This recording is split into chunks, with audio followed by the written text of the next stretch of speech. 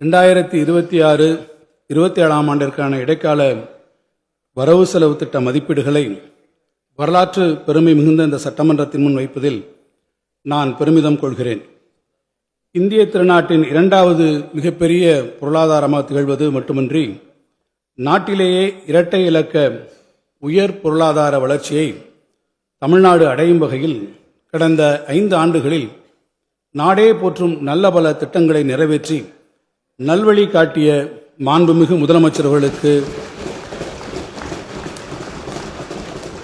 என் நெஞ்சார்ந்த நன்றியை உரித்தாக்கிக் கொள்கிறேன்.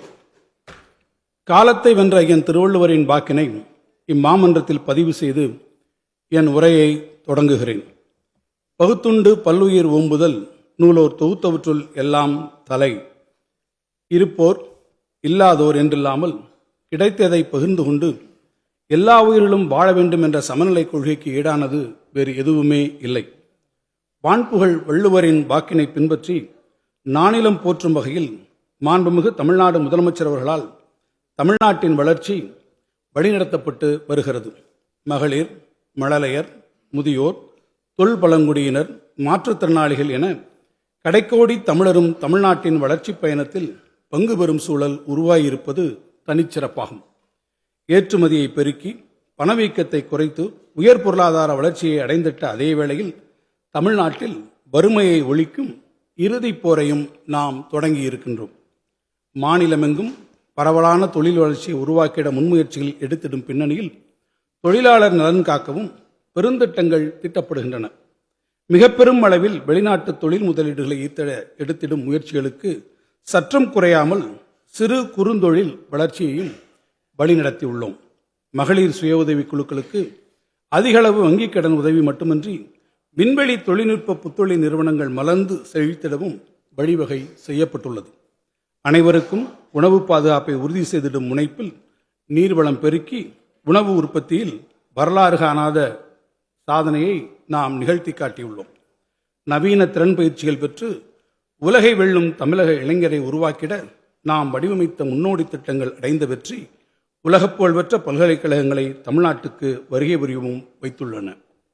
செயற்கை நுண்ணறிவு உள்ளிட்ட அறிவுசார் பொருளாதாரத்தில் நம் இளைஞர்கள் சிறந்து விளங்கிட உரிய திட்டங்கள் தீட்டப்படும் அதே வேளையில் தமிழர் தம் தொன்மையினை அடுத்த தலைமுறையினர் அறிந்து கொள்ளும் வகையில் கீழடி, பொருணை அருங்காட்சியகங்களை அழகுற வடிவமைத்துள்ளோம்.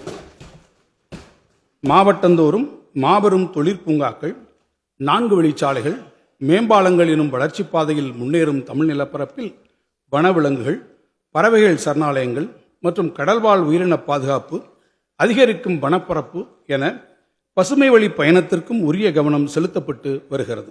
தமிழர் நலன் கருதி நாம் உருவாக்கும் நலத்திட்டங்கள் பலவற்றை பிற மாநிலங்களும் பின்பற்ற தொடங்கி இருப்பதால் மக்கள் நல அரசுக்கான இலக்கணத்தை வகுத்திடும் வகையில் நாட்டிற்கே வழிகாட்டும் வரலாற்று கடமையினை நாம் மிகுந்த பொறுப்புணர்வோடு செயல்படுத்தி வருகிறோம். முத்தமிழறிஞர் கலைஞர் அவர்கள் அரை நூற்றாண்டுக்கு முன்னரே ஓர் வரவு செலவு திட்டம் எப்படி அமைந்திட வேண்டும் என்று நமக்கு வழிகாட்டி சென்றிருப்பதை நான் இங்கு பதிவு செய்ய விரும்புகிறேன்.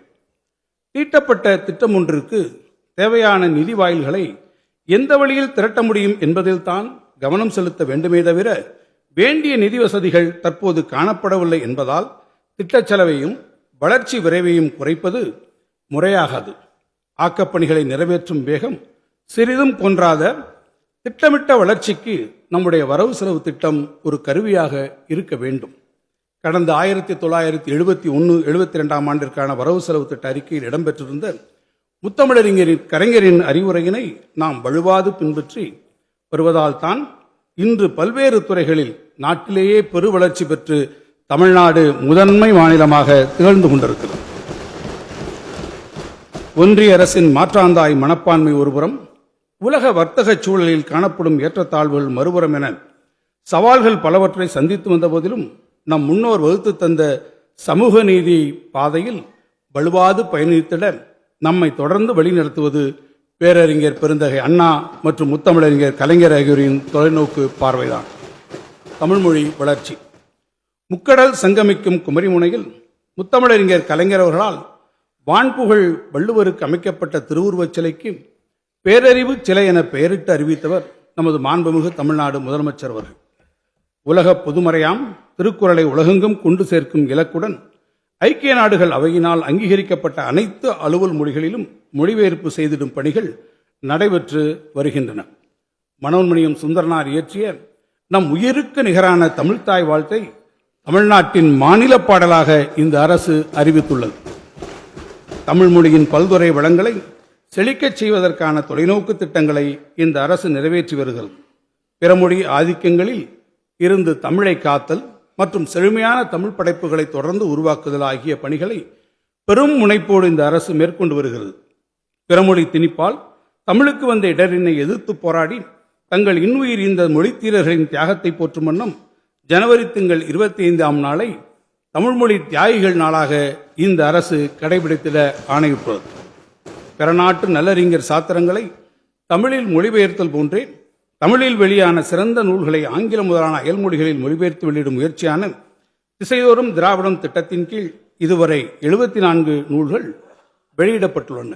மருத்துவம், பொறியியல் முதலான கல்விசார் அறிவூட்டும் நூல்களை தமிழில் மொழிபெயர்த்து வெளியிடும் முத்தமிழறிஞர் மொழிபெயர்ப்பு திட்டத்தின் கீழ் 160 நூல்கள் வெளியிடப்பட்டுள்ளன.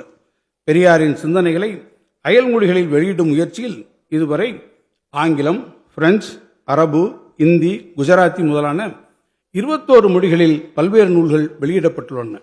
அண்ணல் அம்பேத்கர் அவர்களின் படைப்புகளை எளிய தமிழில் மொழிபெயர்த்து மக்கள் பதிப்பாக வெளியிட முடிவு செய்து இதுவரை 27 தொகுதிகள் வெளியிடப்பட்டுள்ளன.